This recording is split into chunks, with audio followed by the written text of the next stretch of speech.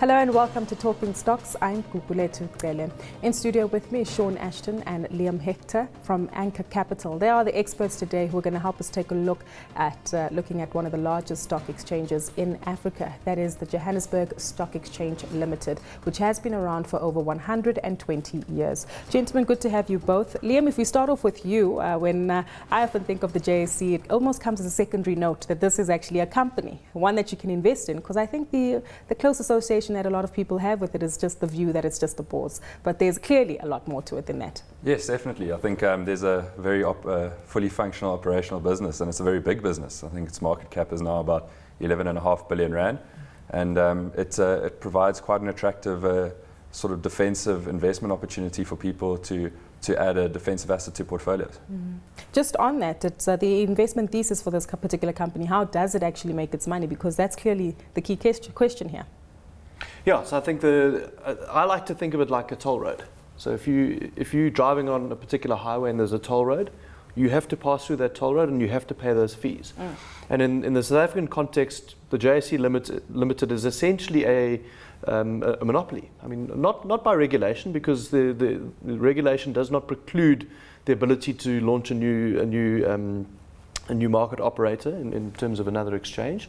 But in terms of market size, we think it's quite likely that it would be quite difficult for a new competitor to come in and start a successful new exchange with critical mass.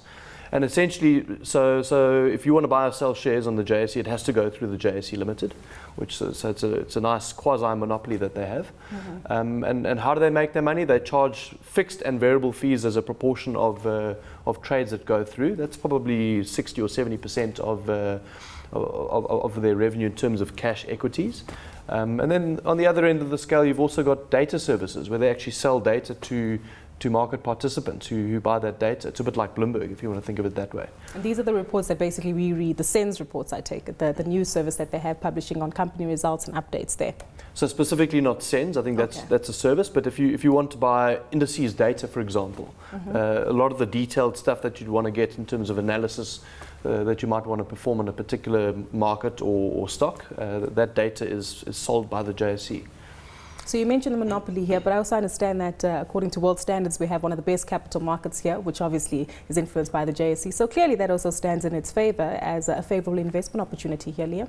Yes, I think the JSE, we were listening to Lloyd Blankfein speaking the other night at Gibbs, and he spoke about how he was asked about the JSE itself, and he just said, this stock exchange in Africa is the best regulated stock exchange in the world. And it punches well above its weight, and it's got deep liquidity. So I think as an exchange to list on, companies can be fairly comfortable that they're going to be able to raise capital and be safe, or just have a bit of safety in the fact that our regulations are very tight, and the relationship that the JSE has with the FSB is very close as well. So there's a lot of sort of synergies there in terms of maintaining the regulatory levels, and our auditing standards are also very high. So that makes for adds to the attractiveness of listing in South Africa. Something to make us proud about having the exchange in our backyard. But still, as we have that slide on the background there, how they actually make their money, you mentioned obviously trading in shares and equities, but I understand derivatives and news that swaps might also make their way to our local exchange. Is that also another opportunity that they have here, Leah? Yeah, well, adding swaps in will just basically increase the amount of trades that go through in the JSE, which will add incrementally to their revenue. And I think the more products that will list on the JSE and the more liquidity there is in the market, the more comfortable people will feel that they can invest in these markets, and the JSE will just add its competitiveness on a global scale. And I think that we will continue to see over time.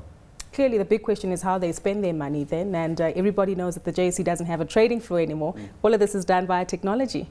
Yeah, so I mean, we've spoken a bit about how they make their money from a turnover perspective.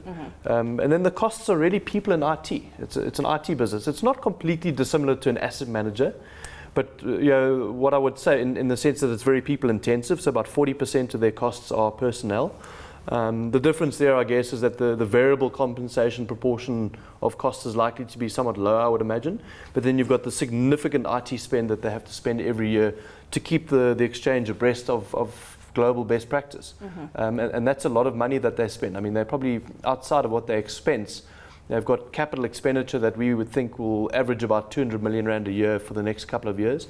And the vast majority of that is capitalized IT fees or IT expenditure, which they don't always get right. You know, there's a lot of projects that they spend money on where they may have to impair that stuff in time to come. But certainly outside of personnel, it's really an IT business. Also, I think it was the infrastructure issues. They had something based in London and moved that locally, which hopefully prevented a lot of downtime, if I'm not mistaken. You can correct me if I'm wrong here. That took place a few years ago, if I'm not mistaken. But anyway, let's get into the valuation and the earnings outlook of the company, Liam. And you're the numbers guy here. Looking at the diluted headline earnings per share over the last few years and expectations to 2017, single digits here, but it does seem as though there is substantial increments in the interim, though. Yes, I think what you have to realize when you're looking at the diluted headline earnings of this company is that if they do have a period of impairments, that will generally be stripped out of diluted headline earnings. So that just sort of adds to the stability of the figure. It's not really something that is the core focus in terms of the operations of the company. I think the fact that it generates a lot of free cash every year is integral to our investment thesis.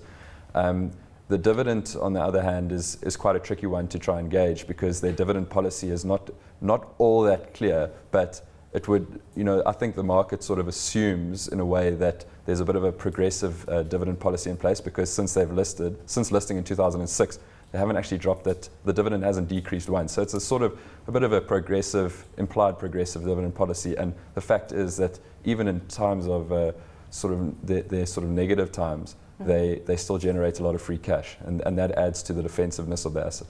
So if you're investing in this company, are you investing for the dividend? Maybe not, or capital appreciation in the share price? And Sean, I say this because if you look at the net asset value of the share for 2014, that's at $28 versus the share price, which is at 133. So vast discrepancies. I think like we look at many businesses, you can't always say that the share price must necessarily equate the net asset value because if you're generating returns significantly in excess of your cost of capital, you tend to find that shares trade at a multiple and sometimes very high multiple of their book value, of their accounting book value.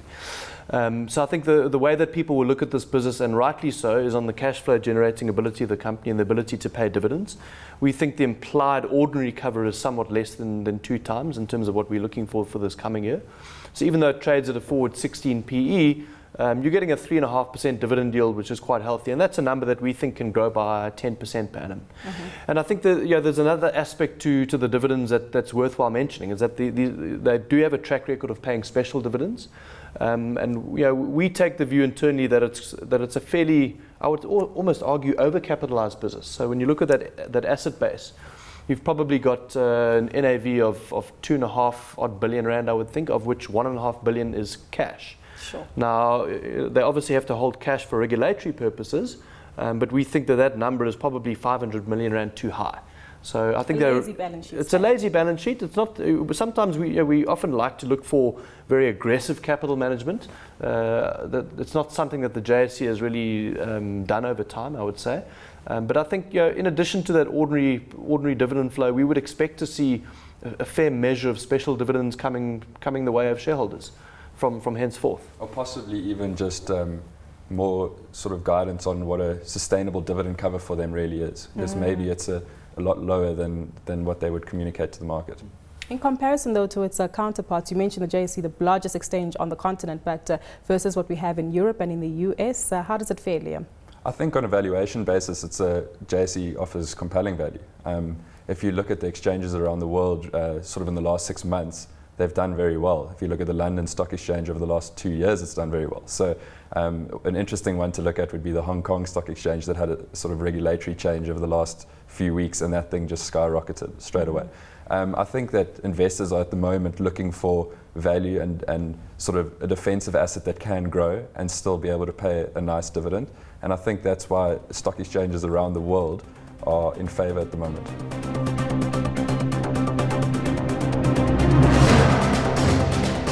Time for that all-important question, buy, hold, sell, from our experts. Liam, let's start off with you. Buy, hold, sell, JSE Limited. I think you could be fairly comfortable buying this right now. I think at the moment, with market valuations across the market quite stretched, I think the JSE as a defensive asset at a forward 16, I think it's not the worst thing to have in your portfolio right now. I would definitely be comfortable buying it. And you keep this in your portfolio, forget about it, 5-10 year outlook clearly. Yes, I think also where the markets are determines how long you would keep this for. Maybe market forces change and you can sort of add more aggressive growth stocks to a portfolio. But I think at the moment, yeah. Peter, Sean, excuse me, from your side? Yeah, I would agree with that. I'd say it's a buy. I mean, a forward 16p, if you're looking at most or many businesses, doesn't sound like deep value. But, you know, it's the kind of asset where if it traded up to a forward 20 PE, we probably wouldn't be all that surprised, given where their counterparts trade overseas. And I think it's one of the few companies listed on our exchange that's a de facto monopoly. You know? So they don't have the normal market dynamics of competitive forces. That may well come in time. But I think for now, it's one of the lower risk business models out there with a very high margin. It makes a 40% margin. So that's an earning stream that should attract a very high multiple, and arguably even a 16 is too low. So it's a buy quite clearly from the both of you. Just to sidestep on the issue that you mentioned regarding the market volatility, and that could be a potential risk here. I take it in the current environment that we're in, bearish markets across the globe, access of liquidity from both Europe as well as the Asian markets, you wouldn't be concerned about that being a risk right now? Not especially so. Yeah. Perfect. Well, that's where we'll leave it for today. It's a buy quite clearly on the JSE Limited here from both of our experts. Do join us again next time where we talk more stocks.